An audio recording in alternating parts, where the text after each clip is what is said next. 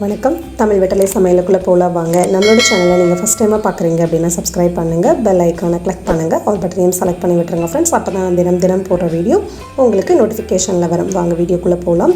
இன்றைக்கி நம்ம கிழங்கு தோசை பண்ண போகிறோம். அதே போல் கிழங்குல என்னென்ன நன்மைகள் இருக்குது அப்படிங்கிறத நம்ம தெரிஞ்சுக்கலாம். இந்த கிழங்கு குச்சி கிழங்கு, மரவள்ளி கிழங்கு அப்படின்னு சொல்லுவாங்க. இப்போ நான் 2 கிழங்கு எடுத்திருக்கேன். தோல் பாருங்கள் நல்லா அழகாக உறிஞ்சு வருது. இப்படி வந்தது அப்படின்னா இது மாவு கிழங்குன்னு சொல்லுவாங்க. இது மண் தூசியெல்லாம் இருக்கும். ஸோ அதனால் நல்லா ஒரு 1/4 மணி நேரம் போல் தண்ணியில் ஊற வச்சு கழுவிட்டு தோலை உரிச்சிட்டு திருப்பியும் கழுவிட்டு இந்த போல் காய் சீவத்தில் நம்ம சீவி எடுத்துக்கலாம். இது கருப்பாக வர்றதுக்கு முன்னாடி நம்ம குக் பண்ணிக்கணும். அப்போ தான் நமக்கு நல்லது. இப்போ நல்லா இதை துருவி எடுத்தாச்சு. துருவானதை நம்ம மிக்ஸி ஜாரில் சேர்த்துக்கலாம். இதில் உள்ள நன்மைகள் அப்படி நான் சைட் பை சைட் சொல்லிட்டே வந்துடுறேன் உங்களுக்கு. துருவன கிழங்கு மிக்ஸி ஜாரில் நம்ம சேர்த்துக்கலாம்.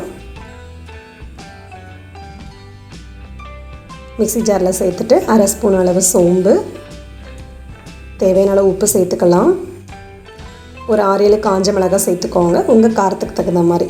ஒரு 2 பல்லு பூண்டு, ஒரு சின்ன துண்டளவு இஞ்சி சேர்த்துக்கோங்க. சேர்த்துட்டு தேவையான அளவு தண்ணி, ரொம்ப ஊற்றிட வேணாம், கொஞ்சமாக தண்ணி ஊற்றிட்டு இதை கொஞ்சம் அரைச்சி எடுத்துகிட்டு வந்துடலாம். அரைச்சி எடுத்துகிட்டு வந்ததை வேறு ஒரு பவுலில் நம்ம மாற்றிக்கலாம். மாற்றுறதுக்கப்புறமா நம்ம நார்மலாக வீட்டில் யூஸ் பண்ணுவோம் இல்லைங்களா, இட்லி தோசை மாவு, அந்த மாவை இப்போ தேவையான அளவு இதில் சேர்த்துக்க போகிறோம்.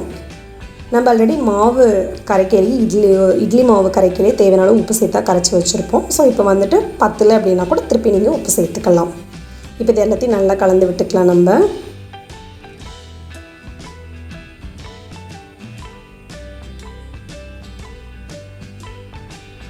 நல்லா கலந்ததுக்கப்புறமா இதில் 2 பெரிய வெங்காயம் நல்லா பொடிசாக கட் பண்ணியிருக்கேன், அதையும் உள்ள சேர்த்துக்கலாம். கொஞ்சம் மல்லி இலையும் கருவேப்பிலையிலையும் சேர்த்துட்டு இதை நல்லா நம்ம கலந்து விட்டுட்டு தோசை தவா ஹீட் பண்ணிவிட்டு தோசை போட்டுக்க வேண்டியதான். ரொம்ப சூப்பராக இருக்கும்.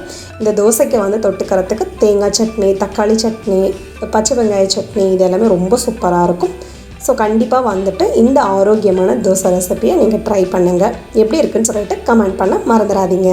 இப்போ இதில் இருக்க பெனிஃபிட்ஸ் நம்ம பார்த்துக்கலாம். இந்த நம்ம கிழங்கு சாப்பிட்டோம் அப்படின்னா இதில் விட்டமின் ஏ அதிகப்படியாக இருக்கனால நம்ம கண் பார்வைக்கு இது ரொம்பவே நல்லது. அதே போல் இதில் அதிகப்படியான நார்ச்சத்து இருக்கனால நம்ம வயிறு புண்ணு, வயிறு சுத்தமாகிறது, குடல் புழுக்கள் அழியறதுக்கு இது ரொம்பவே ஹெல்ப் பண்ணுது. செரிமான சக்திக்கு இது ரொம்ப ஹெல்ப்பாக இருக்குது. இதில் விட்டமின் B2 அதிகமாக இருக்கனால இந்த மைக்ரேன் அப்படின்னு சொல்லுவோம் இல்லைங்களா, ஒத்தை தலைவலி, அது சரியாக போகிறதுக்கு இது ரொம்பவே ஹெல்ப் பண்ணுது. அதே போல் இந்த ஒத்தை தலைவலியெல்லாம் அவஸ்தைப்படுறவங்க நீங்கள் தினமும் இந்த கிழங்கை நீங்கள் உங்கள் உணவில் சேர்த்துக்கலாம். ஒரு பொரியலாவோ ஒரு அவியலாவோ உங்களுக்கு எப்படி விருப்பப்படுறீங்களோ அந்த போல் நீங்கள் சாப்பிட்டுக்கலாம். இதில் phosphorus, potassium, sodium, magnesium, vitamin B1, B6 இதில் நிறைய இருக்கனால நமக்கு இது ரொம்பவே ஹெல்ப் பண்ணுது. ப்ரெக்னென்ட் லேடிஸ் நீங்கள் தவறாமல் உணவில் எடுத்துக்கலாம். உங்களுக்கும் உங்கள் கருவில் இருக்க குட்டி குழந்தைக்கும் ரொம்பவே நல்லது. அதே போல் பாலூட்டுற தாய்மார்கள் நீங்கள் இந்த கிழங்கு சாப்பிட்டீங்க அப்படின்னா தாய்ப்பால் அதிகமாக சுரக்கும். அவ்வளோதான் ஃப்ரெண்ட்ஸ், இந்த தோசை நம்ம ரெடி பண்ணியாச்சு. நல்லா ஃப்ரண்ட் அண்ட் பேக் வேக வச்சு எடுத்ததுக்கப்புறமா தேங்காய் சட்னியோட நல்லா சுட சாப்பிட்டீங்க அப்படின்னா அவ்வளோ அட்டகாசமாக அவ்வளோ அருமையாக இருக்கும் இந்த தோசை.